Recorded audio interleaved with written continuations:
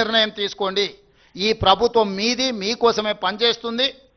ప్రభుత్వం దగ్గర ఉన్న నిధులన్నీ ఖర్చు పెడుతుంది. కేంద్రంతోని అవసరమైన సయోధ్యను సమన్వయం చేసుకుంటుంది.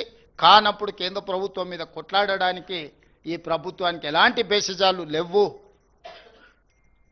మీలాక కుమ్ముకు చీకటి ఒప్పందాలు మాకు అవసరం లేదు. ఏదున్నా ప్రజల ముందే బహిరంగంగా మా ఆలోచనలు పెడతాము. ఇవాళ కరీంనగర్కి ఔటర్ రింగ్ రోడ్డు రావాలన్నా, వరంగల్కి ఔటర్ రింగ్ రోడ్డు రావాలన్నా, ఖమ్మం అభివృద్ధి జరగాలన్నా, రామగుండం అభివృద్ధి జరగాలన్నా, నిజామాబాద్ అభివృద్ధి జరగాలన్నా, నల్లగొండ జరగాలన్నా, మహబూబ్ నగర్ మున్సిపల్ కార్పొరేషన్స్ జరగాలన్నా ఈరోజు రాష్ట్ర ప్రభుత్వమే చేయగలదు.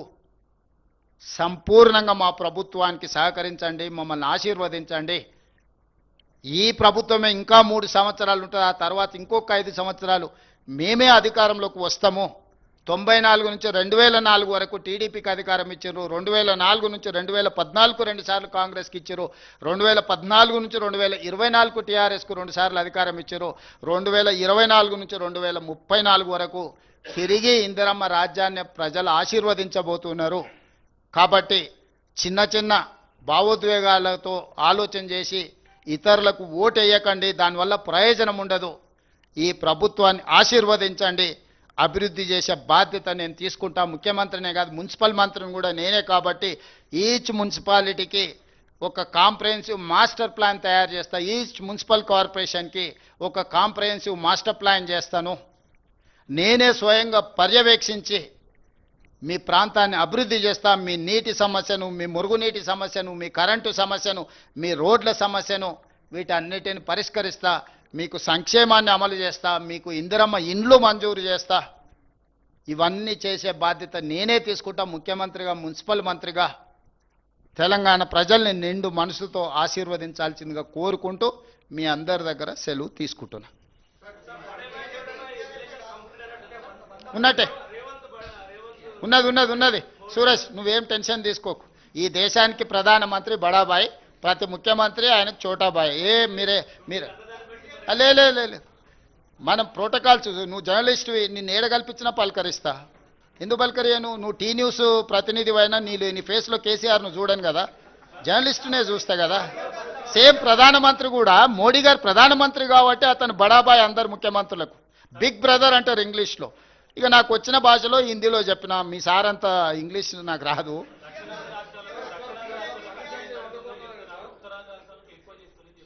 అవును,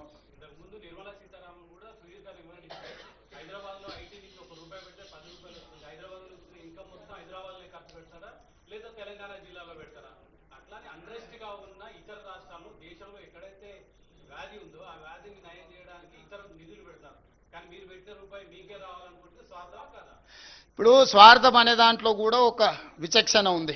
నేను అందుకే చెప్పిన, మీరు డెవల్యూషన్ ప్రకారం ఇచ్చేది వేరు, మీరు స్పెషల్ ప్యాకేజీలు, స్పెషల్ ప్రాజెక్ట్స్ ఇచ్చేది వేరు.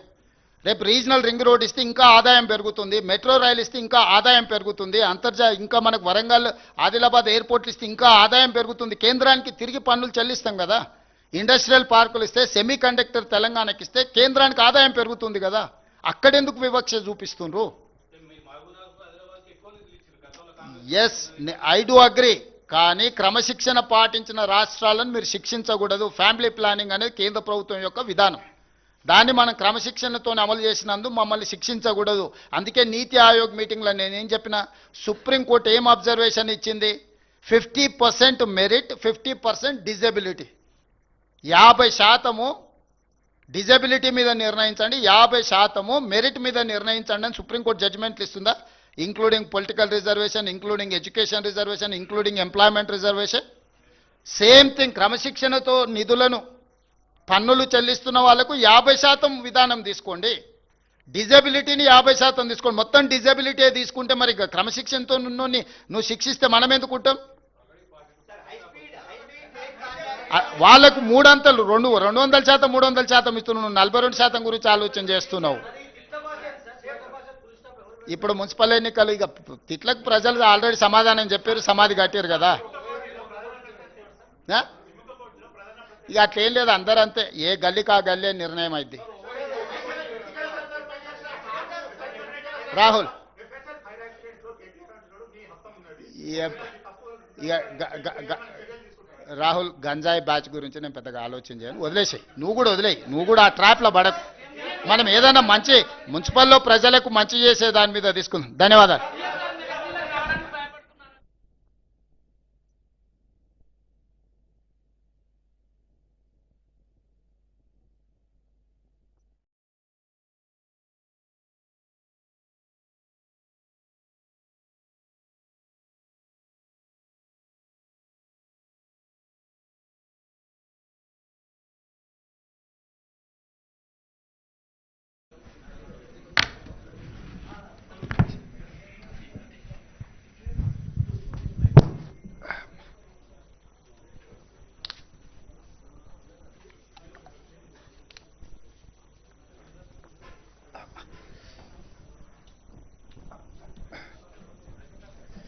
ఓకేనా సోదరా?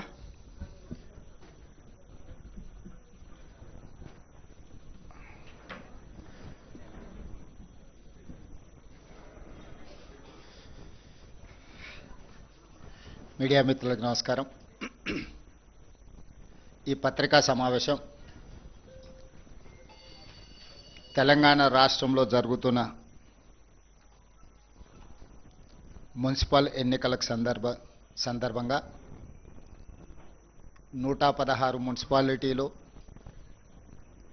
7 మున్సిపల్ కార్పొరేషన్లలో తెలంగాణ ప్రజలు పట్టణ ప్రాంత తీర్పు ఇవ్వబోతున్నారు. ఈ తీర్పునిచ్చే సందర్భంగా మీడియా మిత్రులు, పట్టణ ప్రాంత ఓటర్ మహాశయులు వాళ్ళ కళ్ళ ముందు ఉన్న గతం, వాళ్ళ భవిష్యత్తును ఆలోచన చేసుకొని అంచనా వేసుకొని తీర్పునివ్వాల్సిందిగా ఓటర్లకు నేను విజ్ఞప్తి చేస్తున్నా. ఈ సందర్భంగా ఈ ఎన్నికల బరిలో ప్రధానంగా త్రిముఖ పోటీ జరుగుతుంది. ఈ త్రిముఖ పోటీలో కేంద్రంలో అధికారంలో ఉన్న భారతీయ జనతా పార్టీ, గత 10 సంవత్సరాలు తెలంగాణ రాష్ట్రంలో అధికారంలో ఉన్న బీఆర్ఎస్, అదేవిధంగా ఈనాడు అధికారంలో ఉన్న కాంగ్రెస్ పార్టీ మధ్యలో దాదాపుగా త్రిముఖ పోటీ జరుగుతూ ఉన్నది. అక్కడక్కడ మిగతా పార్టీలు ఉన్న ప్రధానంగా ఈ 3 రాజకీయ పార్టీల మధ్యలోనే ఈ ఎన్నికల వాతావరణం మోహరించి ఉన్నది. ఈ సందర్భంగా 3 సార్లు నరేంద్ర మోడీ గారు ప్రధానమంత్రిగా, 12 సంవత్సరాల నుంచి కేంద్ర ప్రభుత్వం చేసిన అభివృద్ధి కానీ, తెలంగాణ రాష్ట్రానికి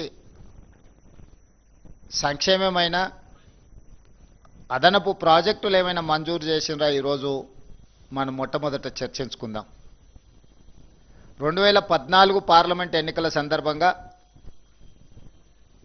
ఆనాటి గుజరాత్ ముఖ్యమంత్రి నరేంద్ర మోడీ గారు మహబూబ్ నగర్ జిల్లా ఎన్నికల ప్రచారంలో పాలమూరు రంగారెడ్డి ఎత్తిపోతల ప్రాజెక్టును జాతీయ ప్రాజెక్టుగా చేసి అత్యంత వెనుకబడిన ప్రాంతం వలసల జిల్లా మహబూబ్ నగర్ జిల్లాకు ప్రతి ఎకరాకు నీళ్ళు ఇస్తామని చెప్పి నరేంద్ర మోడీ గారు స్పష్టంగా వారే స్వయంగా హామీ ఇవ్వడం జరిగింది.